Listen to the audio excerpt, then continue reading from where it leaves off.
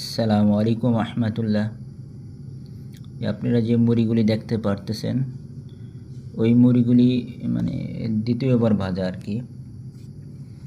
আপনাদের বাসায় যাদের মুড়ি ড্যাম হয়ে যায় তার ইচ্ছা করলে এভাবে মুড়ি দ্বিতীয়বার ভেজে খাওয়া যাবে আর কি। কড়াইয়ের ভিতরে যদি একটু হালকা তেল দিয়ে মুড়িগুলো আবার দ্বিতীয়বার ভাজা যায় তাহলে একটু মুড়িগুলি সাইজে ছোটো হয়ে যাবে কিন্তু খাওয়া যাবে, তাহলে অপচয় হলো না আর কি। এই জন্য ইনশাল্লাহ আপনাদের বাসায় যাদের মুড়ি ড্যাম হয়ে যায় পোতায় যায় তারা ইচ্ছা করলে দ্বিতীয়বার আবার ইনশাল্লাহ কড়াইয়ে একটু তেল দিয়ে ভেজে নেবেন।